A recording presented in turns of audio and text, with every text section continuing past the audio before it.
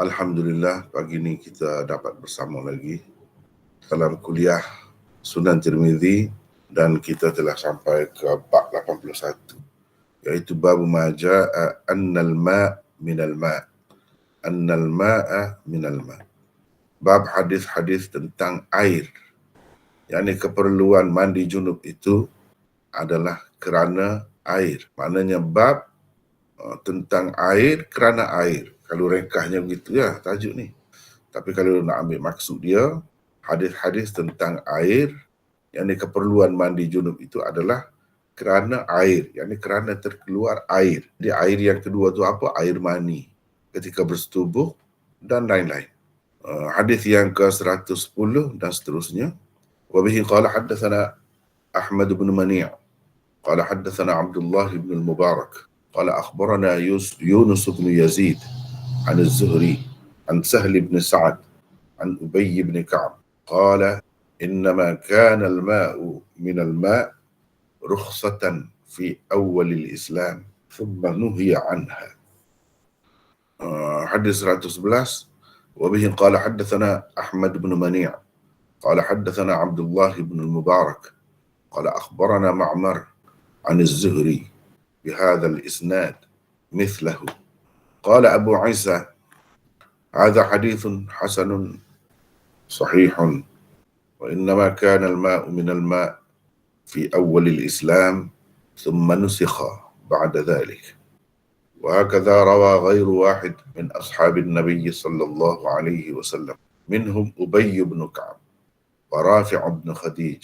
والعمل على هذا عند أكثر أهل العلم على أنه إذا جامع الرجل امرأته في الفرج وجب عليهما الغسل وإن لم ينزلا. 112. وبه قال حدثنا علي بن حجر قال أخبرنا شريك عن أبي الجحاف عن عكرمة عن ابن عباس قال إنما الماء من الماء في الاحتلام. قال أبو عيسى سمعت الجارود يقول سمعت وكيعا يقول لم نجد هذا الحديث إلا عند شريك. قال أبو عيسى وأبو الجحاف اسمه داود بن أبي عوف ويروى عن سفيان الثوري قال حدثنا أبو الجحاف وكان مرضيا.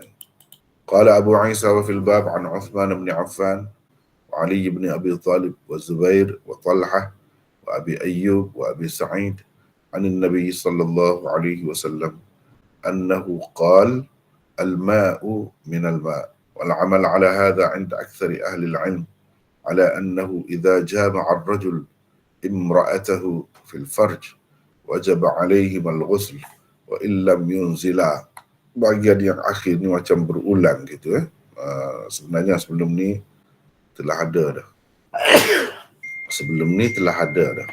Tak apalah, tapi berdasarkan nuskhah yang kita pakai ni ada, kita masukkanlah juga. Kembali semula tempat mula-mula baca tadi. Bab ma jaa annal ma' minal ma'. Dia bab 81 ni ada kaitan rapat dengan bab 80 sebelumnya. Jadi bab 80 sebelumnya macam mana ini? Bab ma jaa idal taqal khitana wajib al-ghusl. Bab apabila dua khitan, yakni kemaluan, telah bertemu, wajiblah mandi. Itu bab ke-80. Bab ke-81 ni sebenarnya masih ada kaitan dengan bab ini. Sebagai lanjutan lah kepada bab ni, iaitu bab ma jaa annal ma' minal ma'. Sebelum ni saya telah jelaskan dah.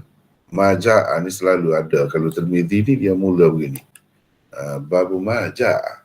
Ma tu maksudnya hadis.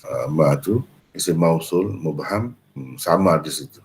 Tapi maksudnya hadis-hadis lah. Makna hadis-hadis jaa yang sampai, yang datang, maksudnya daripada Nabi SAW sampai kepada kita, berhubung dengan al-ma' minal ma'.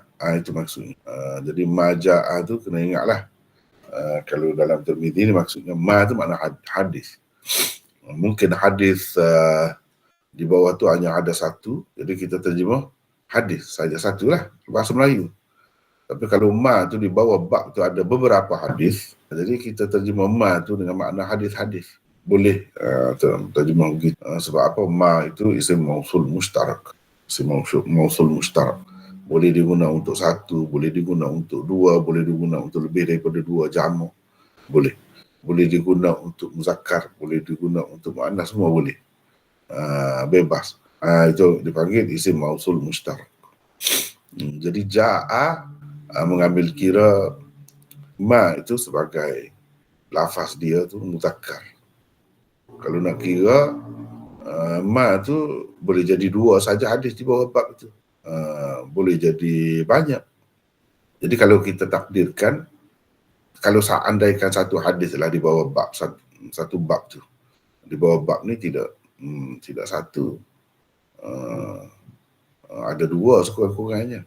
Jadi kalau satu kita kata babul hadis alladhi ja'a ilaina minan nabiy sallallahu alaihi wasallam annal ma'a minal ma'.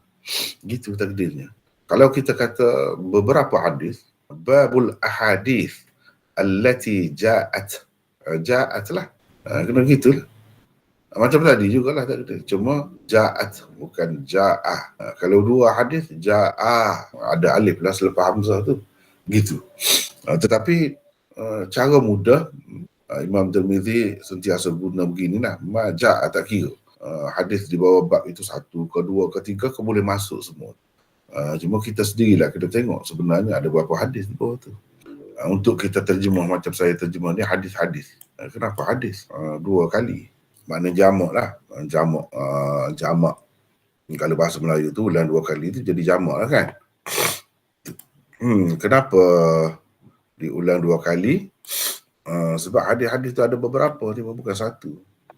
Jadi terjemahan ini menjelaskan apa yang dimaksudkan di dalam tajuk itu dengan ma, perkataan ma itu. Ja'a itu tak ada diberikan makna datang apa, tak ada, tidak maksud itu.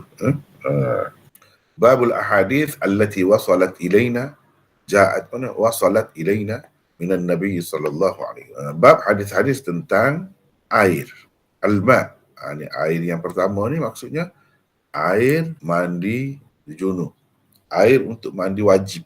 Kita kata mandi wajib pun ia juga. Jadi air yang mula-mula tu maksudnya air untuk mandi junub. Tapi bukan maksudnya begitu. Maksudnya keperluan mandi junub, keperluan kepada air itu, kemestian menggunakan air itu. Air itu untuk apa? Untuk mandi junub lah. Minal ma, kerana air. Jadi min tu bukan makna daripada tu. Min tu dengan makna kerana. Li ajlil ma. Min sababiyah. Min ta'liliyah. Orang panggil. Bukan min ibtidaiyah. Kalau daripada tu min ibtidaiyah. Jadi min dalam bahasa Arab ni tidak semestinya dengan makna daripada.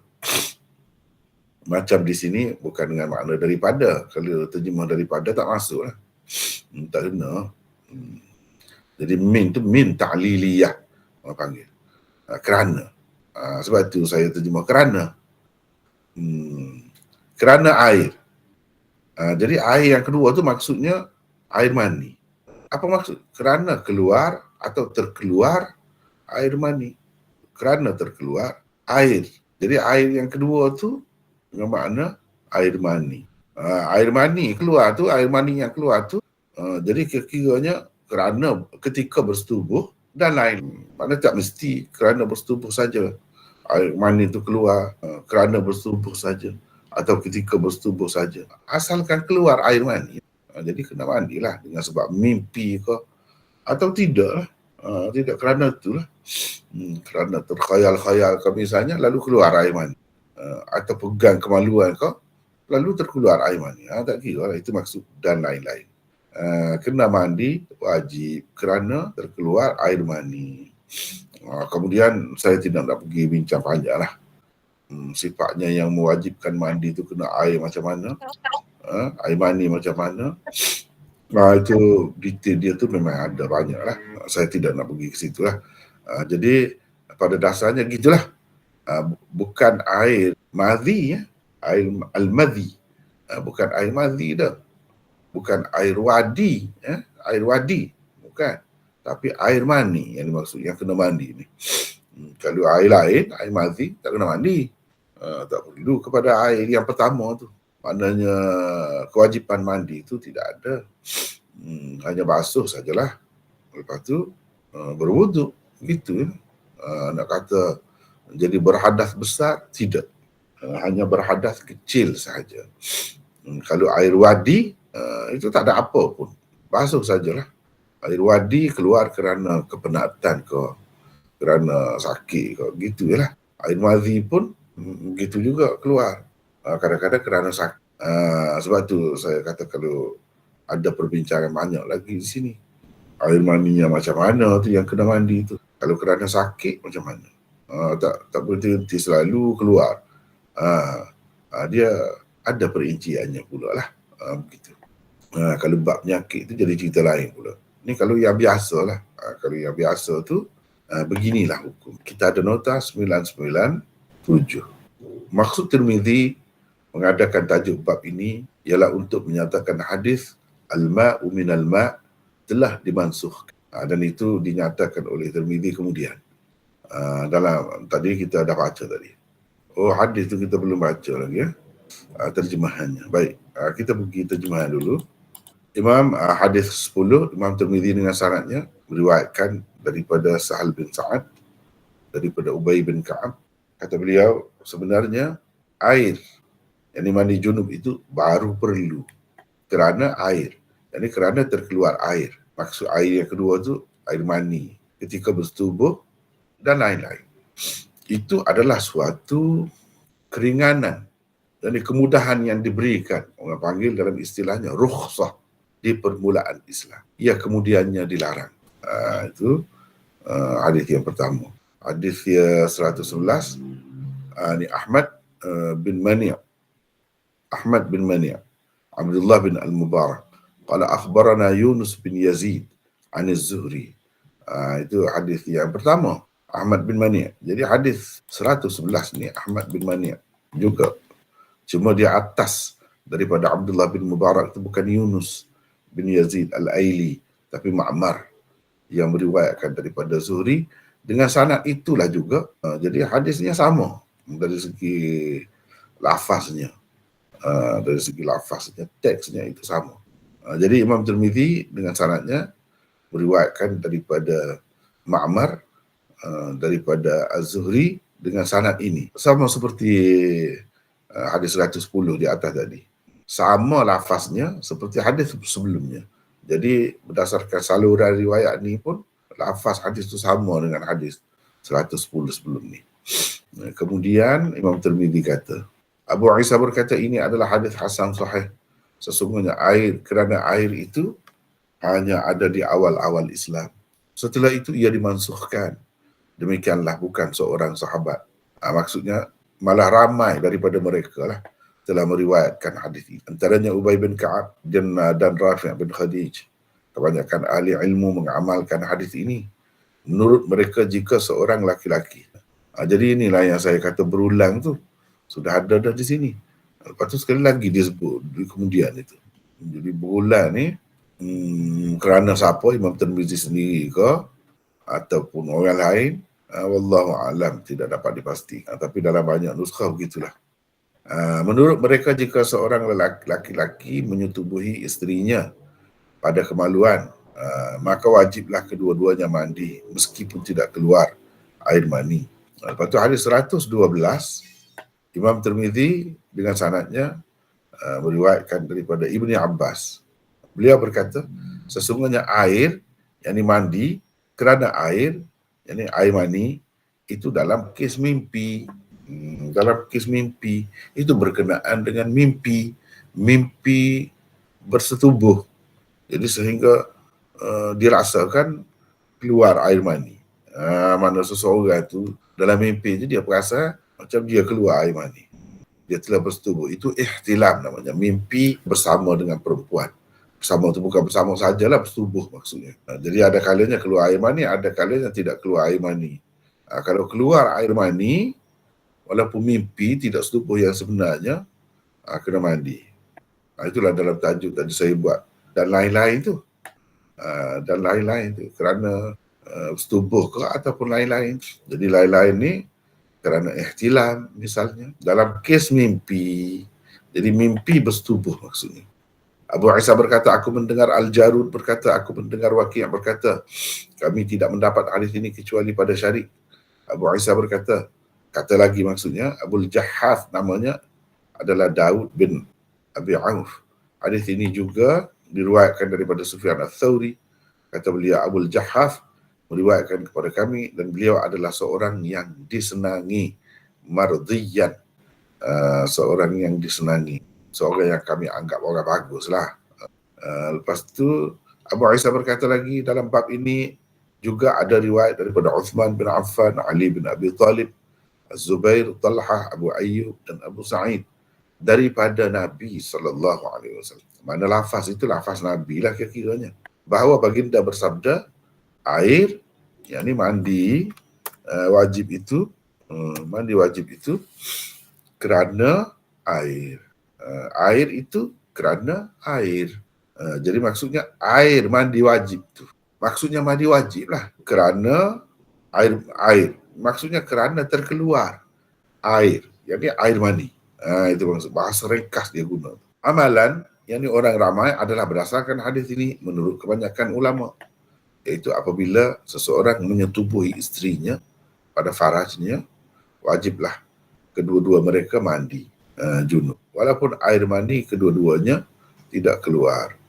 Jadi menyetubuhi isterinya pada farajnya. Kalau tidak menyetubuhi pada faraj pun, kalau keluar air mandi sama juga. Sama juga isteri dia tu. Kalau tidak bersetubuh pun. Tapi kerana bergurau senda lah, kita kata, lalu keluar air mani, sama juga. Yang pentingnya keluar air mani. Ikutlah apa sebabnya.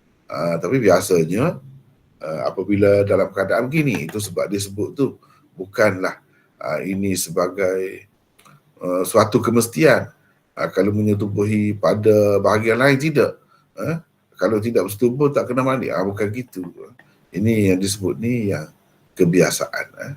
Bukan qaid, orang panggil bukan qaid ihtirazi, tetapi ini qaid ittifaqi.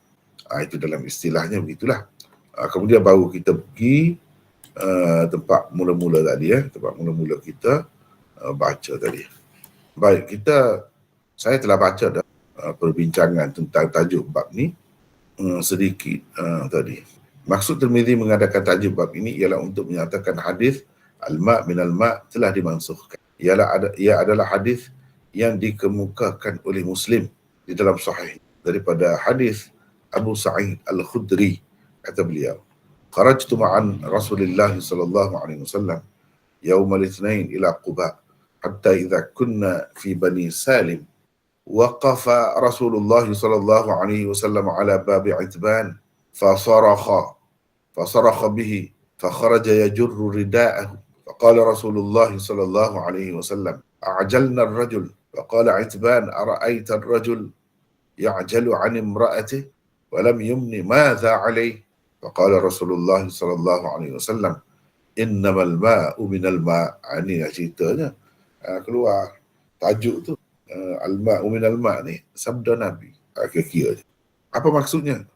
Aku keluar bersama Rasulullah sallallahu alaihi wasallam, kata Abu Sa'id. Kata Abu Sa'id, keluar bersama Rasulullah sallallahu alaihi wasallam pada hari Isnin ke Quba. Bila kami sampai di kawasan Bani Salim, Rasulullah sallallahu alaihi wasallam berhenti di hadapan rumah Itban, lalu berteriak memanggilnya.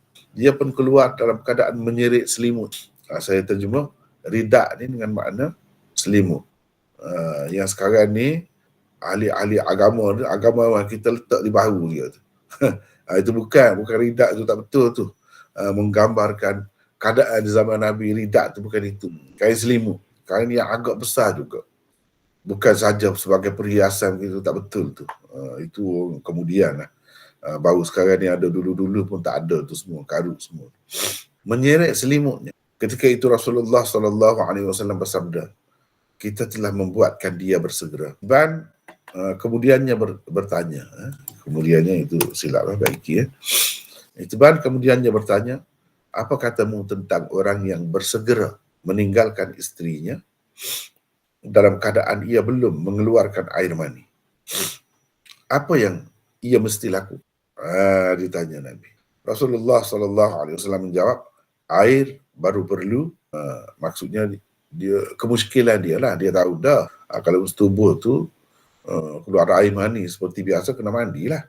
Tapi dalam keadaan macam ni macam mana? Jadi lalulah Rasulullah SAW kata ni, al-ma' minal ma'. Air baru perlu, maksudnya mandi wajib itu, mandi baru wajib kerana air. Jadi apabila keluar air mani. Kalau tak keluar air mani, tidak wajib. Jadi ini cerita suatu ketika dahulu. Inilah yang sudah mansukh ni.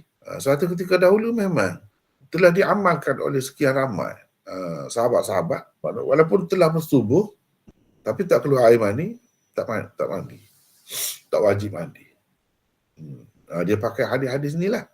Jadi tajuk ni Imam Bukhari, Imam Tirmizi buat ni untuk menyatakan ia adalah hadis yang telah dimansuhkan. Sahih, tapi telah dimansuh. Jadi dalam kitab-kitab hadis ni ada kalanya hadis itu sahih dalam Bukhari, dalam Muslim dan lain-lain lagi, tapi kita tak boleh pakai walaupun sahih.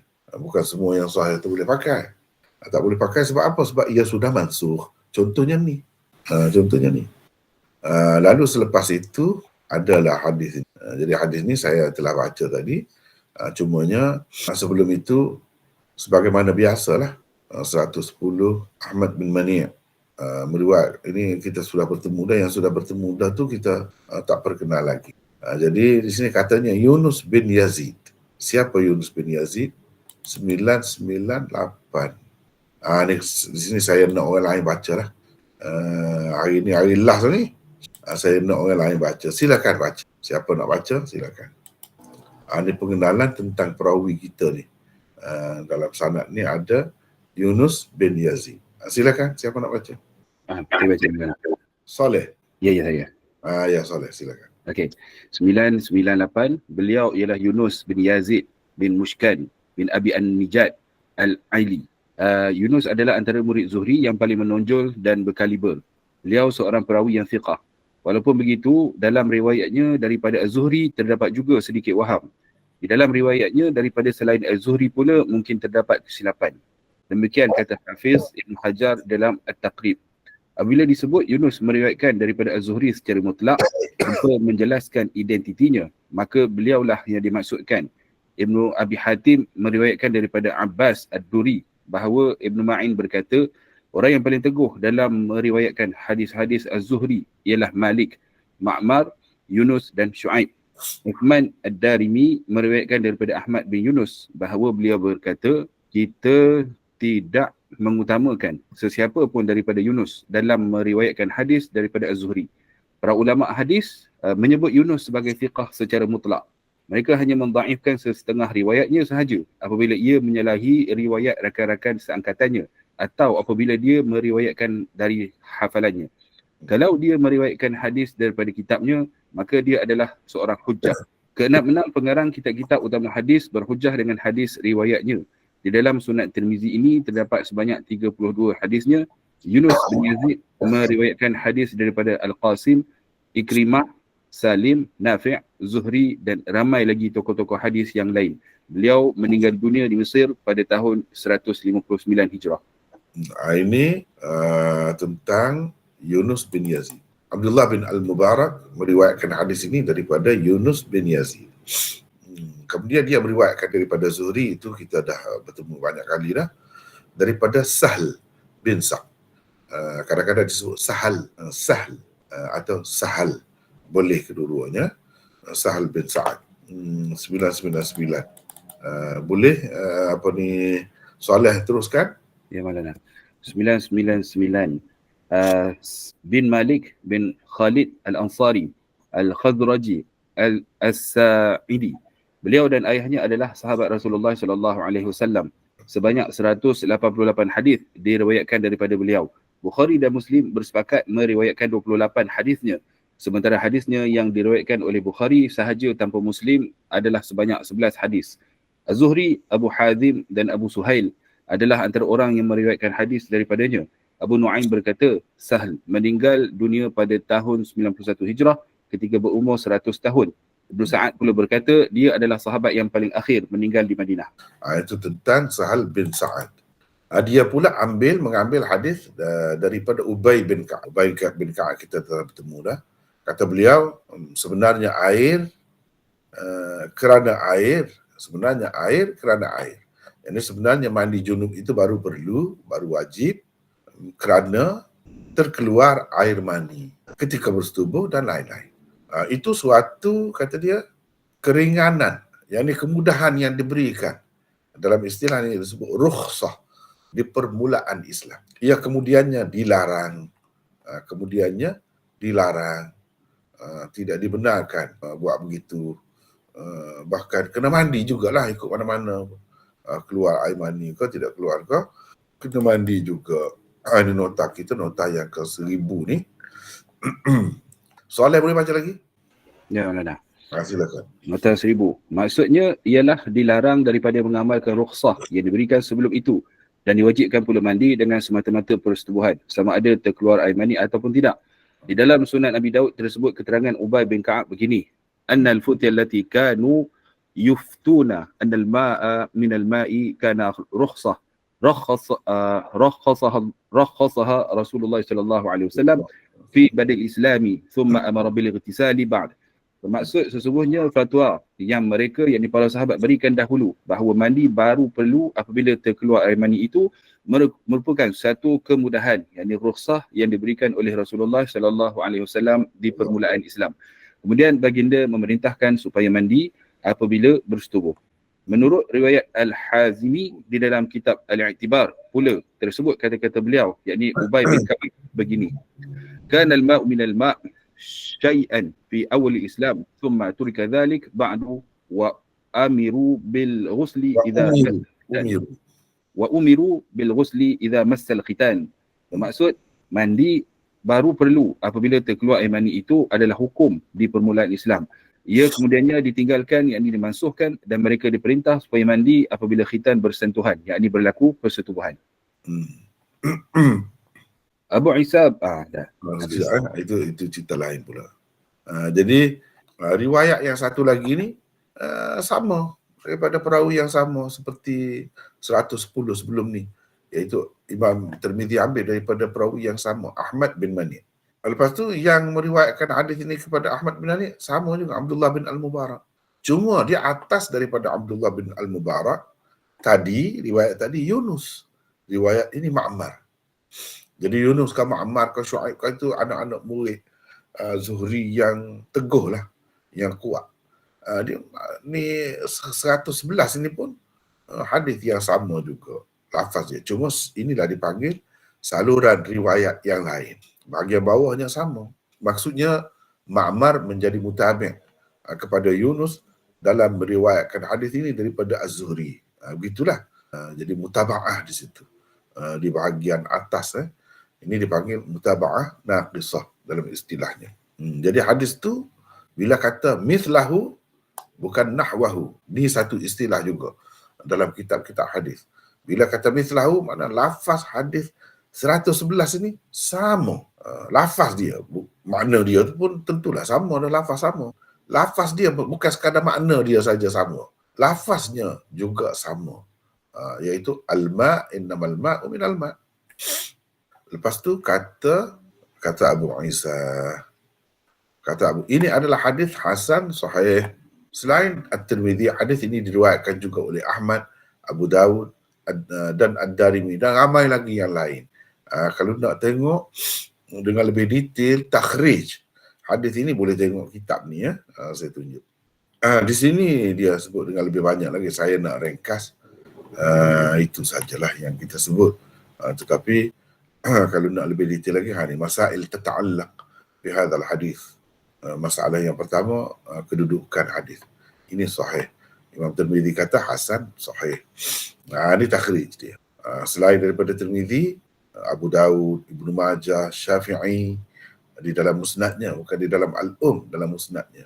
Ahmad dalam musnadnya, Darimi dalam sunannya, Ibnu Khuzaimah dalam sahih, Ibnu Hibban dalam sahihnya. Dia cerita dengan hadis, nombor hadis ataupun muka surat dia cerita, dia jilid berapa dia cerita.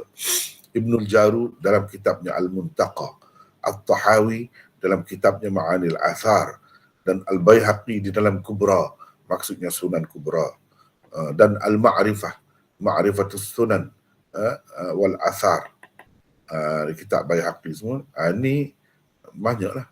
Dalam kitab-kitab ni boleh ditengok hadis. Hadis itu ada juga di sana. Cuma saya sebut di sini secara ringkas sahaja. Hafiz Ibn Hajar dalam Fathul Barinya berkata isnadnya boleh dijadikan hujah.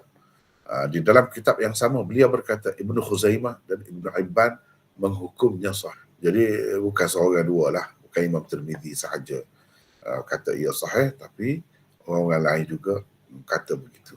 Sesungguhnya air, kerana air itu hanya ada di awal-awal Islam atau di permulaan Islam. Setelah itu ia dimansuhkan.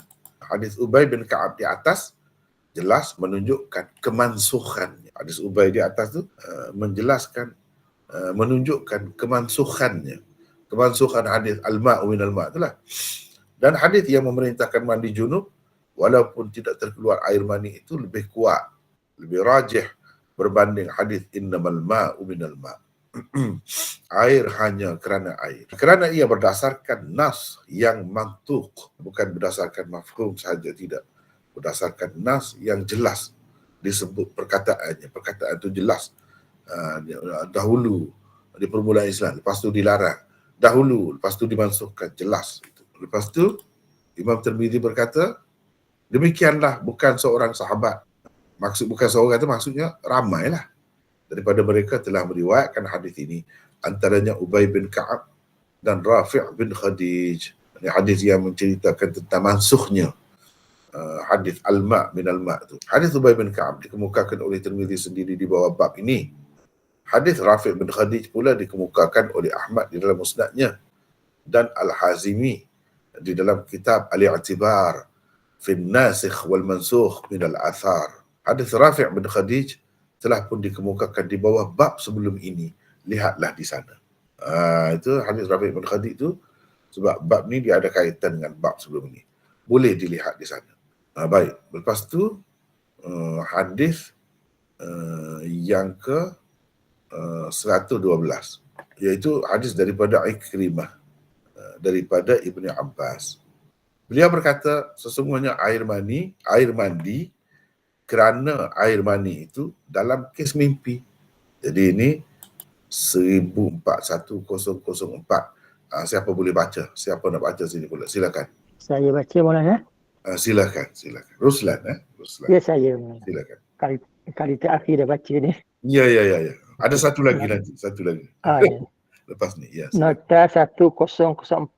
Maksud Ibnu Abbas dengan katanya ini ialah hadis al-ma'u minal ma'i, air hanya kerana air, itu berkenaan dengan masalah apabila seseorang bermimpi melakukan persetubuhan al-ihtilam.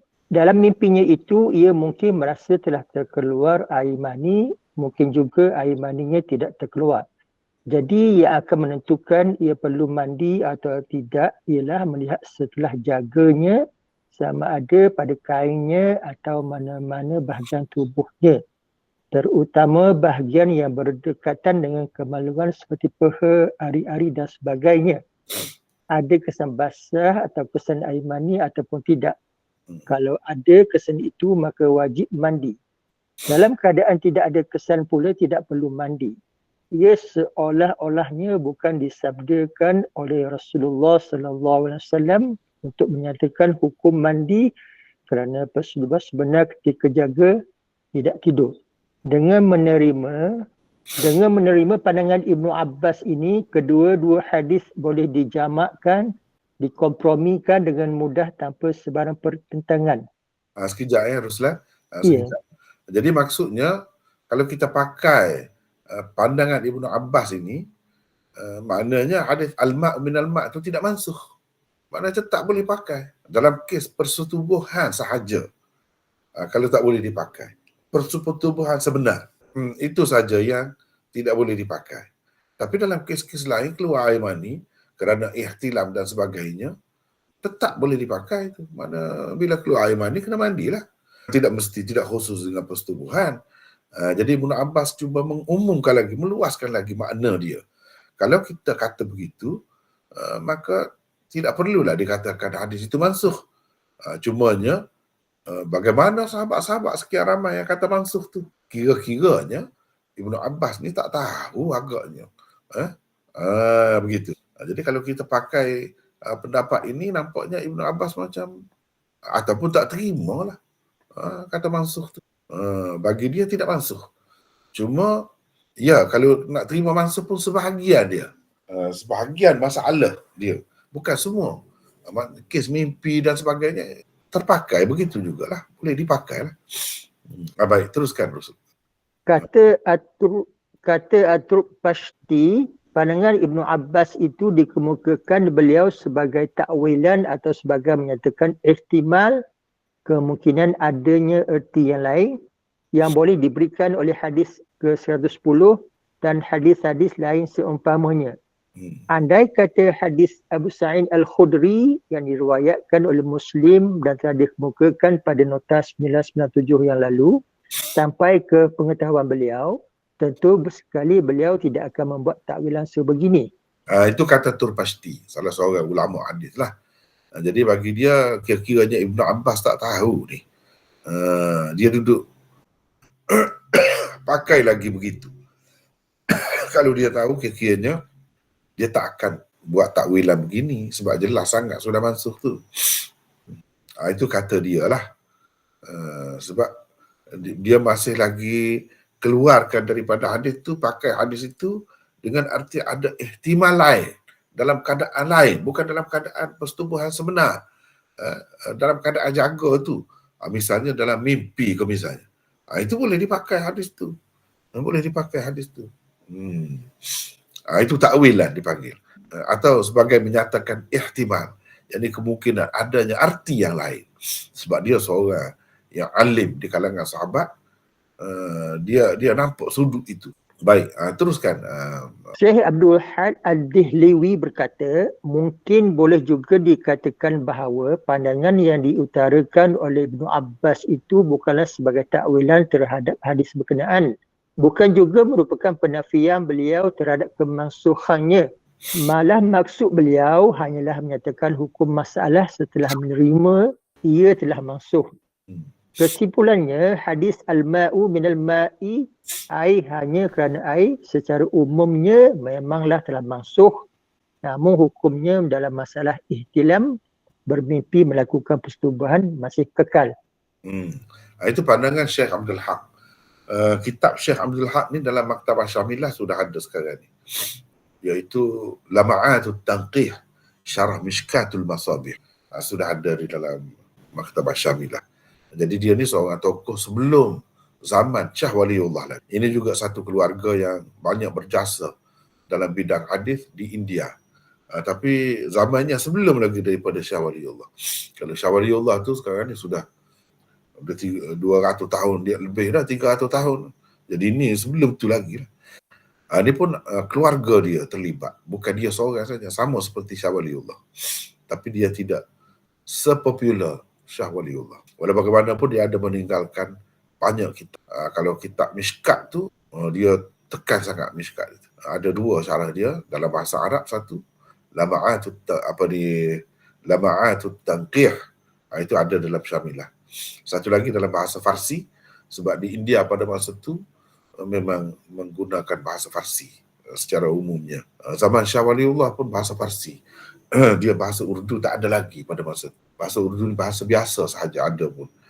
Bahasa rasmi kerajaan ialah bahasa Farsi pada masa itu. Jadi yang ditulisnya dalam bahasa Farsi, Asyi'atul Lama'at namanya. Asyi'atul Lama'at. Dia tulis dua, syarah Mishkat. Sebagaimana Shah Waliullah juga, tapi dia tidak Mishkat. Muwatta'. Shah Waliullah juga telah menulis syarah Muwatta' dalam dua bahasa. Satu Al-Musaffa, itu dalam bahasa Arab. Satu lagi dalam bahasa Farsi. Pada masa itu tak ada bahasa Urdu. Tak ada lagi. Tidak popular lagi. Di zaman anak Shah Waliullah baru popular. Baru jadi bahasa rasmi. Sebelum itu belum. Bahasa Farsi. Shah Waliullah tak ada tulis dalam bahasa Urdu. Dia hanya tulis dalam bahasa Farsi.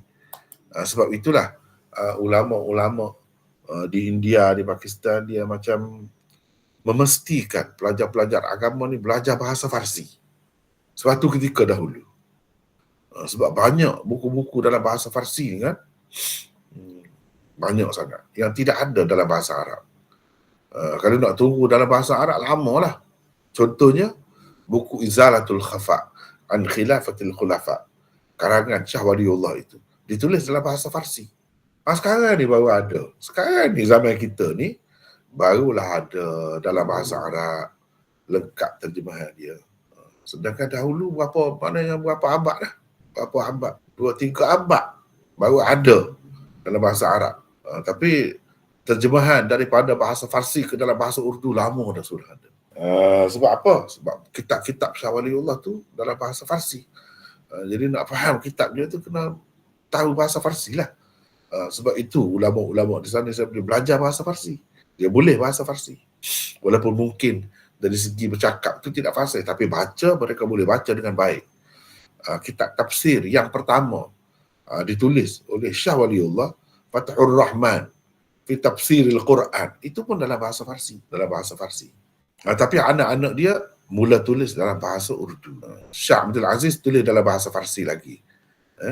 Tapi anak-anak dia yang lain, Shah Abdul Qadir, Shah Rafi'uddin, tulis dalam bahasa Urdu. Di situ bahasa Urdu mula mengambil alih di zaman itu. Cerita 300 tahun yang lampau. Ni Syekh Abdul Haq. Lepas tu Abu Isa berkata, aku mendengar Al-Jarud. Ini kita baru temu perawi baru ni. 1005. Al-Jarud. Siapa nak baca? Silakan. Al-Jarud bin Mu'adh. Kita bagi peluang lah. Ini. Silakan. Siapa nak baca? Saya Maulana. Ya, silakan. Siapa ni? Izzah. Izzah daripada mana? Dari Sabah. Oh, Sabah. Silakan. 1005 bin Mu'az As-Sulami At-Tirmizi, seorang perawi thiqah yang dikatakan berpahaman Murji'ah.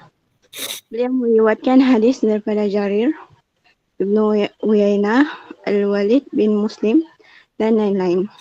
Imam At-Tirmizi dan An-Nasai pula adalah antara tokoh yang meriwayatkan hadis daripadanya. An-Nasai juga menyatakan Al-Jarud thiqah. Beliau meninggal dunia pada tahun 244 Hijrah. Lepas tu berkata, aku mendengar Waqi' berkata, kami telah mendapat hadis ini, tidak mendapat hadis ini kecuali pada Syarik. Jadi hadis ini hanya ada pada Syarik. 6. Silakan baca lagi. Izzah. 1006. Beliau ialah Syarik bin Abdullah bin Abi Namir Al-Kufi, seorang perawi syaduk yang banyak melakukan kesilapan. Saduk. Ingatannya Saduk. SH maknanya sad. Sama. Perawi yang saduk, yang banyak melakukan kesilapan. Ingatannya berselaru setelah beliau memegang jawatan hakim di Kufah.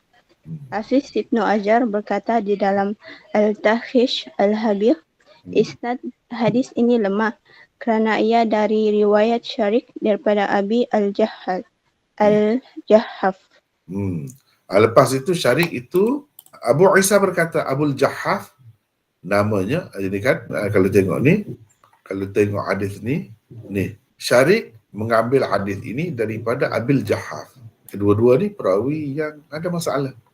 Walaupun ada orang yang terima Abul Jahhaf itu, tetapi Syarik itu masalahnya. Baik, Abu Isa berkata Abul Jahhaf namanya adalah Daud bin Abi Auf. Ini 1007. Silakan Izzah baca lagi. Abul Jahhaf itu siapa? 1007.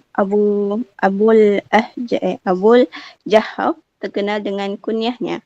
Dia seorang perawi Syiah yang saduk, seringkali tersalah dalam periwayatannya. Demikian kata Ibu Ma'in dan Hafiz Ibnu Hajar di dalam Al-Taghrib. Abul Jahhaf meriwayatkan hadis daripada Ibrahim bin Abdir Rahman bin Syuhbah Maula Ummi Subay Maula Ummi Salamah.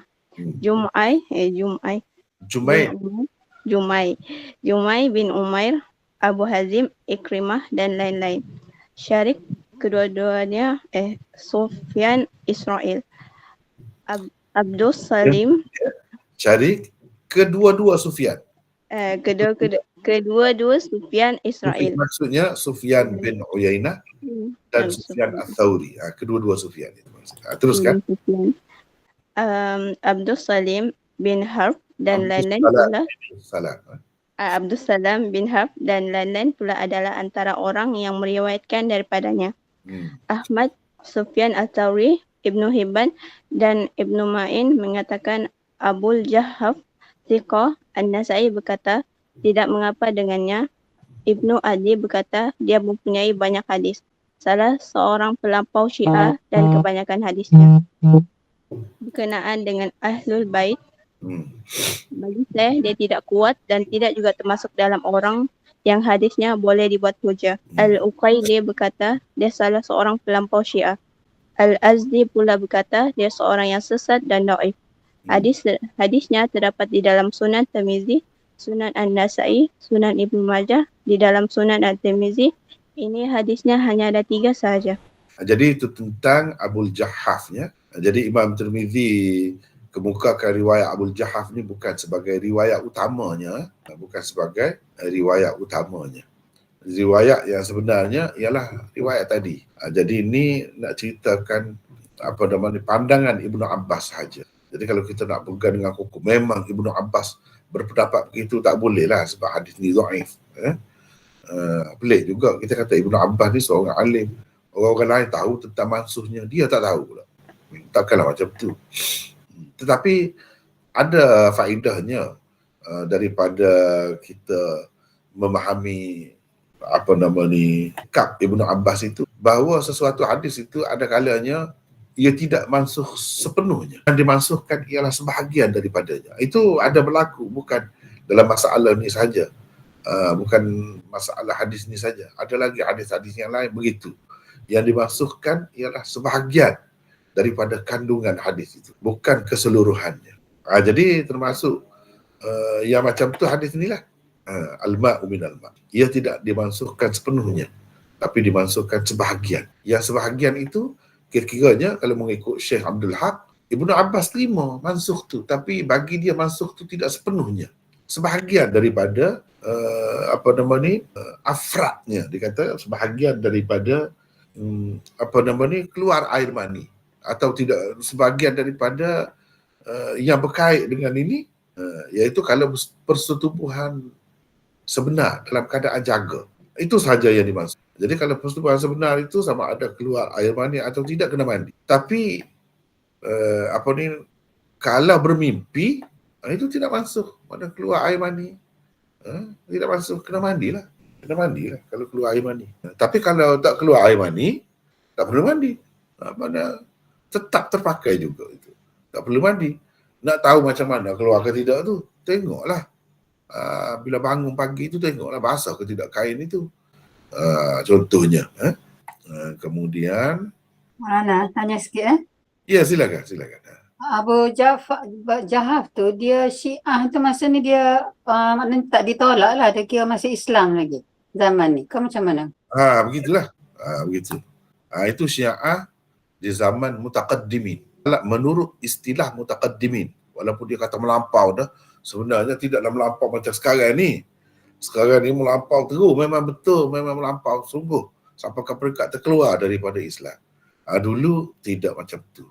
Jadi Syiah ni masih lagi boleh diterima riwayat dia. Walau bagaimanapun setengah-setengah tu dah tak mahulah kira-kiranya. Walaupun Syiah tahap itu pun.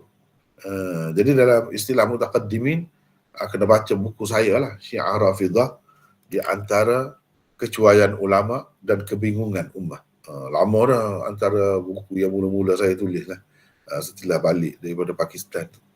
Dalam tu saya cerita perbezaan istilah ni. Dalam istilah mutaqaddimin, apa maksud Syiah pelampau. Walaupun kata pelampau dalam istilah mutaqaddimin itu sebenarnya nak banding dengan Syiah kemudian ni tidak melampau lagi, itu masih sederhana lagi. Sebab Syiah yang kemudian ini lagi teruk sangat. Saya huraikan di sini apa maksud, apa bezanya. dalam istilah mutaqaddimin dan mutaakhirin. Baca buku itulah. Kemudian Abu Isa berkata dalam bab ini ada juga riwayat daripada Uthman bin Affan, Ali bin Abi Talib, Az-Zubair, Talhah, Abu Ayyub dan Abu Sa'id daripada Nabi sallallahu alaihi wasallam bahawa baginda bersabda, air itu kerana air. Yani air, yani mandi wajib itu kerana terkeluar air mani. Jadi ramai yang meriwayatkan hadis ini. Tadi Imam Tirmizi sebut tadi, Rafiq bin Khalid itu berkenaan dengan yang mansukh tu, yang hadis yang memansukhkan. Jadi hadis al-ma' min al-ma' ni diriwayatkan oleh ramai sahabat. Uthman bin Affan, Ali bin Abi Talib, Az-Zubair dan lain-lain lagi. Mana mereka tahu hadis ni. Imam Tirmizi nak cerita mereka tahu. Bahkan hadis ini memang dipakai satu ketika dahulu di kalangan sahabat itu. Sebenarnya bahkan selepas sahabat pun ada lagi orang duduk pakai. Cumanya bagi setengah-setengah tu dia kata sudah berlaku ijma' di kalangan sahabat di zaman Sayyidina Umar. Jadi tak boleh larangan langgar ijma' tu. Kalau kata boleh lagi, tak perlu mandi, dah tak keluar air bila bersetubuh tu, itu macam melanggar ijma' lah. Dan kita menganggap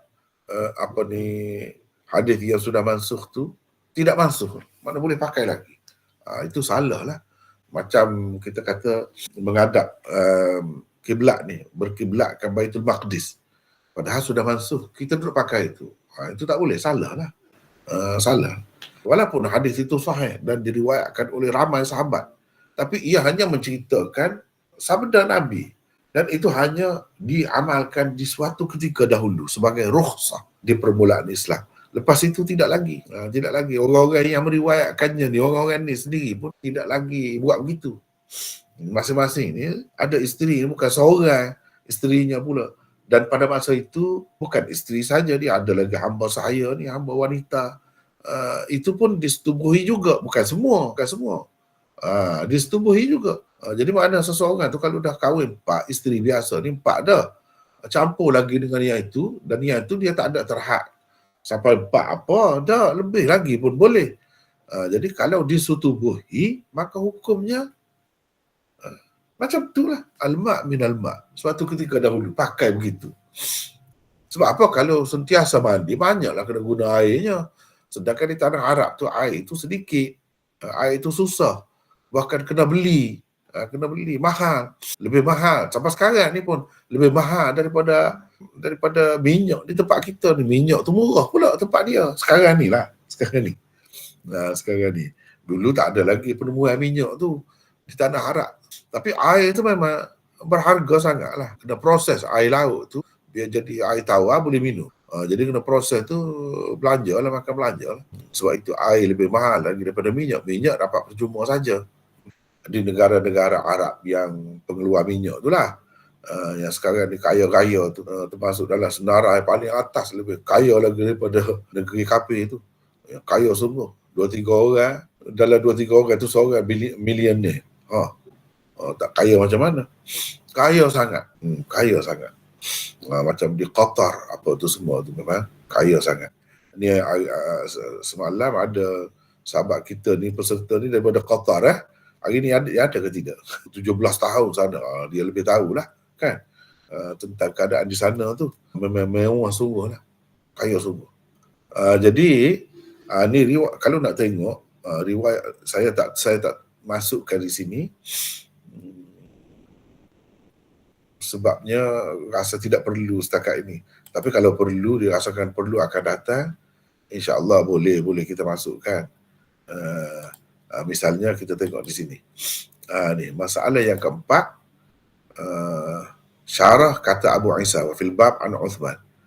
Jadi tujuan Imam Tirmizi kata begini ialah mengisyaratkan kepada mereka, yakni sahabat yang 6 ni. 6 orang ni juga meriwayatkan hadis al-ma'u minal ma' daripada Nabi. Jadi Imam Tirmizi hanya cara dia begitulah. Itu dipanggil riwayat fil bab. Riwayat utama ambil daripada seorang sahabat sahaja. Dia kemukakan seorang sahabat saja.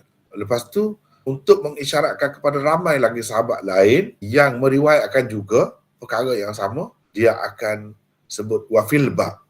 Itu antara ciri khusus bagi kitab Sunan Tirmizi. Dalam kitab lain istilah itu tidak banyak sangatlah digunakan. Tapi dalam kitab ni selalulah kita bertemu wafil bab an fulan fulan fulan. Jadi maksudnya sahabat-sahabat ni juga meriwayatkan hadis itu. Jadi kalau kita nak tengok secara terperincinya, satu hadis Uthman bin Affan. Ia diriwayatkan oleh Bukhari dalam sahihnya. Disebut ni jilid 1 muka surat berapa ni. Jadi kita kena tahulah yang dia pakai itu nuskah mana pula kan. Muslim dalam sahihnya, ni Ahmad dalam musnadnya. Disebut semua ni. Ibnu Khuzaimah dalam sahihnya dan Ibnu Hibban dalam sahihnya dan selain mereka.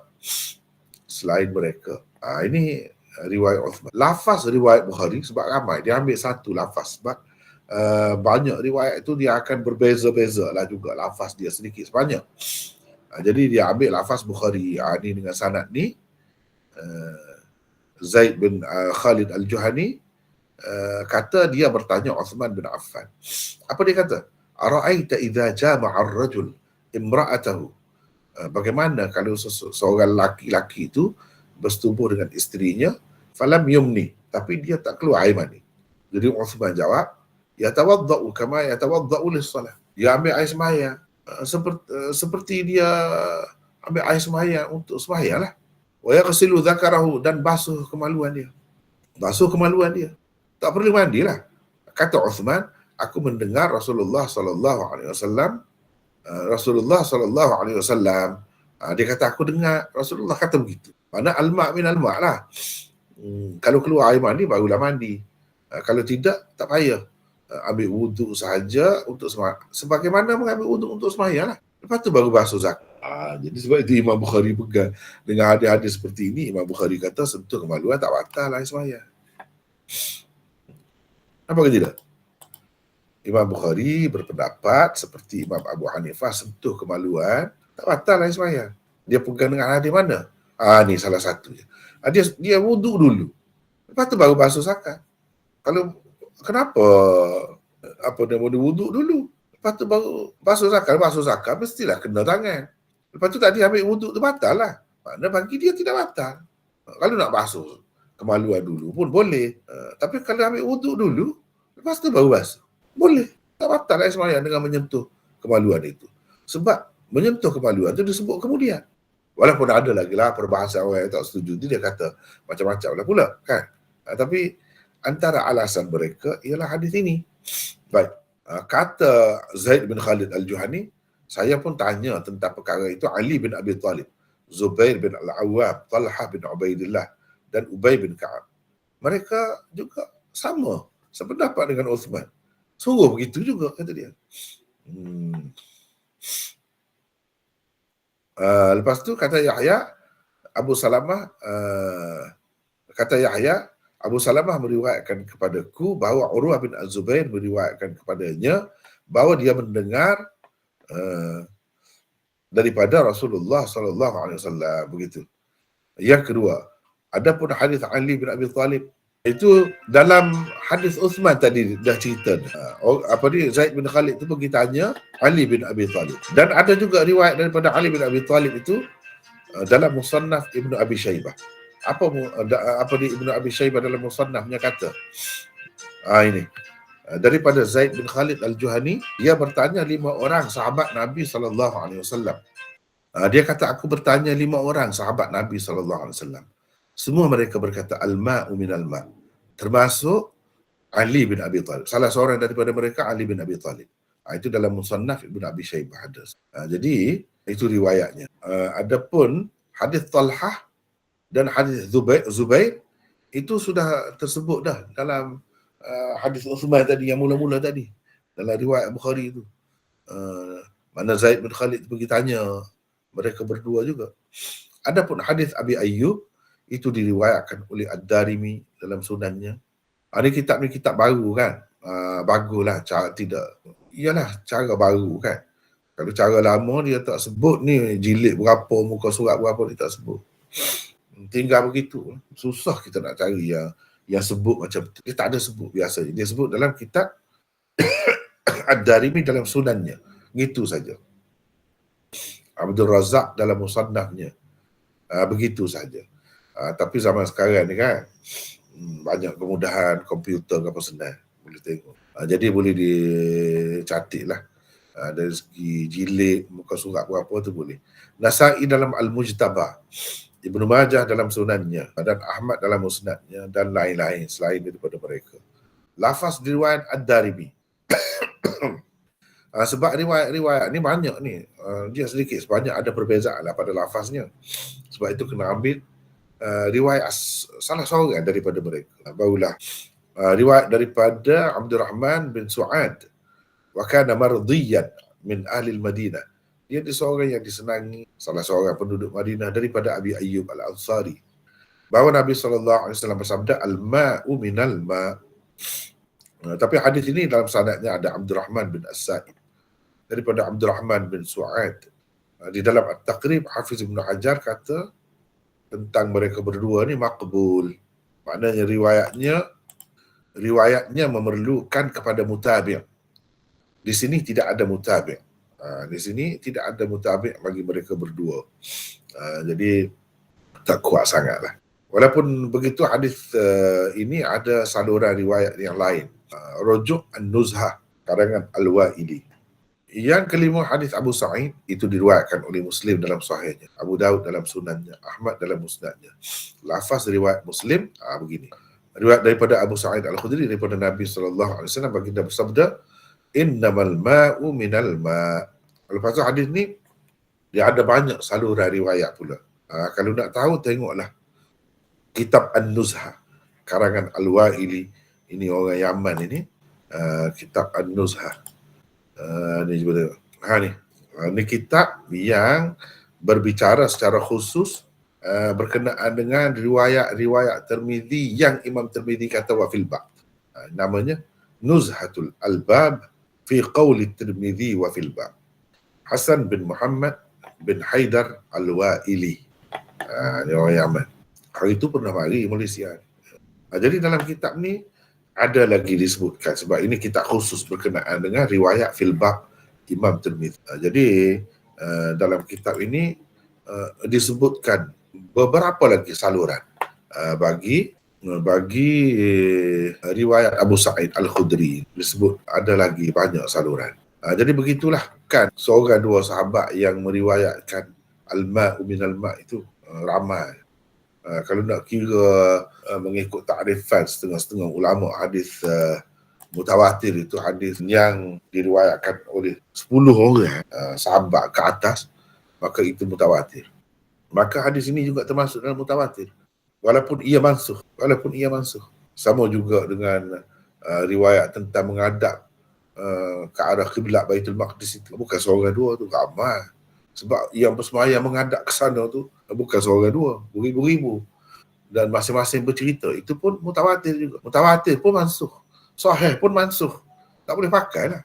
Hanya, lepas tu apa tujuan cerita? Nak cerita sejarah. Kita dapat tahu sejarah, perkembangan.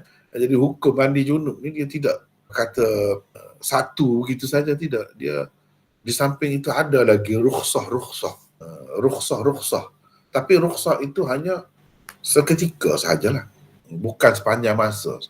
Maknanya nak kata mansuh ni dia mesti kena zaman Nabi, kena ada bukti daripada Nabi SAW ataupun sahabat yang kata itu mansuh. Dia tak boleh mansuh tu di zaman Sayyidina Umar mansuh, tak boleh. Sayyidina Umar ke Sayyidina Uthman ke tak boleh memansuhkan mana-mana hadis. Yang memansuhkan hadis ialah hadis juga yang setara dengannya. Pendapat orang, sahabat, tak boleh mansuh. Sahabat sekadar menceritakan, ia sudah mansuh, mana tidak dipakai lagi. Ia hanya dibenarkan suatu ketika sahaja di permulaan Islam. Itu saja nak ceritanya. Jadi, maknanya kita boleh tahulah sejarah itu. Sebagaimana kita tahu sejarah kan, arak itu, sahabat-sahabat ramai lagi duduk minum arak di Madinah tu. Balik daripada peperangan Badar apa semua, minum arak lagi pada ketika itu. Itu kita dapat tahu sejarah lah. Mana arak itu tidak diharamkan sekaligus. Ada beberapa peringkatnya. Begitu juga tentang al-ma' minal ma' ni, ia dimansuhkan juga. Jadi mansuhlah keharusan ataupun kebenaran ataupun tidak dilarang sebelum tu minum arak tu, tak ada lagi lah. Lepas tu memang tak boleh lah arak tu. Itu dimansuhkan dengan ayat Quran. Innamal khamru wal maisiru wal ansab wal azlam rijsun min amali syaitan fajtanibu. Itu ayatnya. Itu bila turun ayat tu muktamad. Tak ada lagi ruang untuk mengatakan arak itu tidak haram. Jelas haram. Jadi yang sebelum itu sebenarnya nak kata diharuskan tak boleh juga. Dengan jelaslah Nabi kata, arak boleh minum, kamu minum. Nabi pun pernah minum. Tak ada, Nabi tak pernah minum. Walaupun ketika belum diharamkan. Jadi ramai juga orang-orang yang kafir pun dia tak minum arak walaupun dia kafir pada masa tu. Macam kita sekarang ni lah. Berapa ramai orang tak makan buah durian, kita kata. Walaupun buah durian tu boleh makan. Halal. Tapi itu masalah selera setengah-setengah. Setengah-setengah tu dia memang dia rasa tak sesuai lah.